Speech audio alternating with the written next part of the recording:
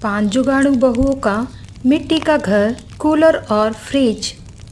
तपती गर्मी में सीमा चूल्हे पे रोटी बना ही रही होती है। हे भगवान, ये गर्मी तो जान लेके ही मानेगी। इतनी गर्मी में 1-1 किलो आटे की रोटियां बनाते बनाते तो मैं पागल हो जाऊंगी। हाँ दीदी, अभी तो अप्रैल का ही महीना चल रहा है और छत तो भट्टी जैसी तप रही है। हाँ दीदी, ना जाने मई जून के महीने में क्या होगा हमारा। इतने टाइम से कह रही हूँ मैं तो, कोई फ्रिज कूलर ही ले आए। इतनी गर्मी में अगर ठंडा पानी ही मिल जाए तो सुकून मिले। इन 5 बहुओं का ठंड का मौसम तो किसी तरीके से कट जाता था, पर गर्मी का ये मौसम 5 बहुओं को जीना हराम कर देता है।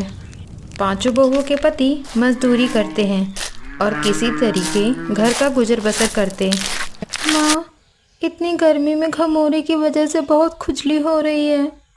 हे भगवान, इस गर्मी के चक्कर में इतनी ज़्यादा घमौरियाँ हो गई है मेरी बेटी को। सीमा दीदी, आपके पास ठंडा वाला पाउडर है ना? सुरेखा, वो तो कब का ख़त्म हो गया है। पता नहीं ये लोग क्या कमाते हैं जो एक भी सुख सुविधा का सामान नहीं खरीद पा रहे हैं। आग लगे ऐसी कमाई को। आज कूलर होता तो बच्चे ठंडक में सोते। एक पंखा, वो भी मर मर के गर्म हवा फेंकता है। गर्मी की वजह से पिंकी की ऐसी हालत देख 5 बहुएं परेशान हो जाती हैं। तभी शाम को सुरेखा गाय को चारा दे रही होती है तो उसकी नज़र नीम के पेड़ पर पड़ती है।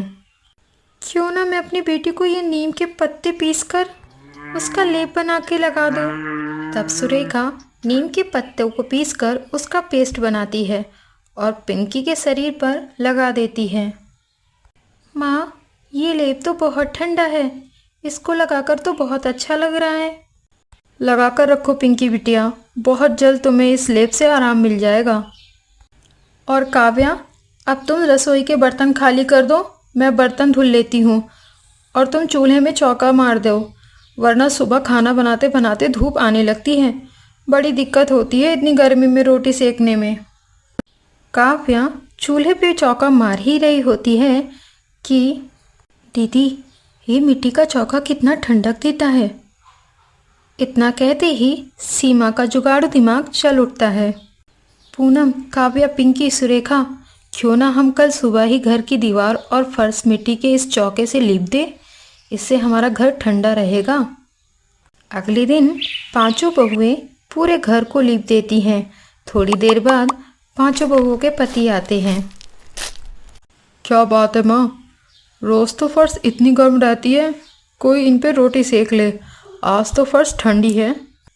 बेटा, ये सब तुम्हारे 5 बीवियों का कमाल है।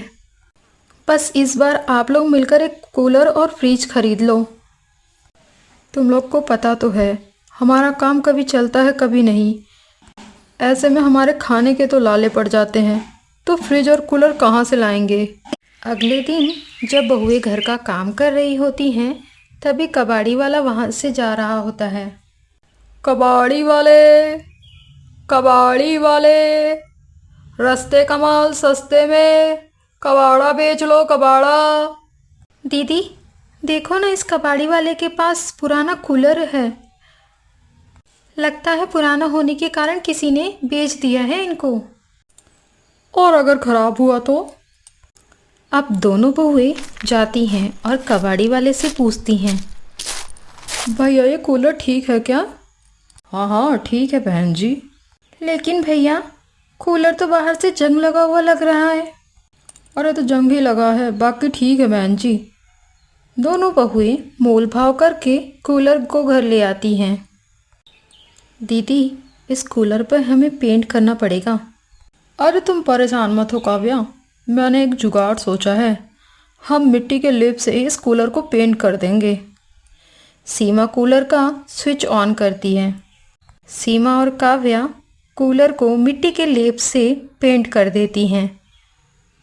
अब सीमा कूलर का स्विच ऑन करती है और ठंडी ठंडी हवा पूरे घर में फैल जाती है। अब बस फ्रिज की कमी रह गई है दीदी। हाँ, पर अब हमारे पास पैसे भी तो नहीं बचे। जो हम 5 बहुओं ने थोड़े थोड़े पैसे जोड़े थे वो तो हमारे कूलर में ही चले गए। तो क्या हुआ दीदी, मेरे पास भी एक आइडिया है। हम मटके में पानी भर के उसे गीले बोरे से ढककर थोड़ा बहुत ठंडा पानी पी सकते हैं। जब तक हमारे पास फ्रिज के पैसे नहीं होते तब तक हम खौलते हुए पानी से बचने के लिए ये उपाय कर सकते हैं दीदी। अब बहुएं ऐसा ही करती हैं और ऐसे पांचों बहुओं ने आखिर गर्मी से बचने का उपाय निकाल ही लिया। तो आ गए आप? आ गए हैं तो चैनल को सब्सक्राइब कर देना, वीडियो अच्छी लगे तो लाइक और शेयर कर देना, और हाँ, बेल आइकन ज़रूर दबा देना ताकि आपको हमारी नई वीडियो की नोटिफिकेशन मिल सके।